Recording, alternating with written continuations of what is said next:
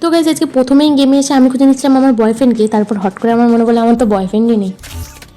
যাই হোক, সিএস র্যাঙ্কে এখন এত সময় লাগাচ্ছে না, মনে হয় গারিনাও নিজের বয়ফ্রেন্ডের সাথে কথা বলতে যায়। এক সেকেন্ড, গারিনা ছেলে নাকি মেয়ে? তো যাই হোক গাইজ, গারিনা ছেলে হোক মেয়ে হোক ওইসব নিয়ে ভেবে আমার লাভ নেই। গার্লফ্রেন্ডের সাথে কথা বলতে চাক, বয়ফ্রেন্ডের সাথে কথা বলতে চাক, আমার তো গাইজ একটা বয়ফ্রেন্ডই নেই। তো মনের দুঃখ না কাউকে বলতে পারি না, এত দুঃখ আমি কোথায় রাখবো গাইজ, এত দুঃখ আমি রাখবো কোথায়? কিছু করার নেই, এই মনের দুঃখে আমি নিজের প্রাণটাই দিয়ে দিলাম। আসলে বয়ফ্রেন্ড না থাকার দুঃখটা অনেকটাই বড়, তো নিজের প্রাণটাই দিয়ে দিলাম, কি আর করা যাবে।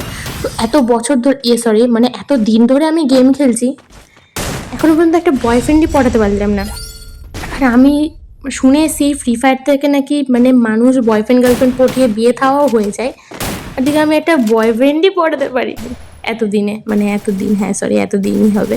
তো আর কি করা যাবে, নিজের কি বলবো। তো গাইস খুব কষ্ট হয়, ঠিক আছে, যখন আমার ভাই, আগে আমার দাদারা গল্প করতো, এখন আমার ভাই বোনেরা আমাকে এসে গল্প করে, জানিস দিদি আজকে আমি আমার বয়ফ্রেন্ডের সাথে দেখা করতে যাবো, জানিস দিদি আমার গার্লফ্রেন্ড আমাকে এই গিফট দিয়েছে। কি বলবো, তো এত মনের দুঃখ নিয়ে দেখি ফিলটা বেশি আমিই করেছি। তো আজকে বয়ফ্রেন্ড থাকলে হয়তো গেম নিয়ে থাকতাম না, হোয়াটসঅ্যাপ ফেসবুক ইনস্টাই করতাম, তো বয়ফ্রেন্ড নেই বলে গেমে থাকি, তো আর কি করবো।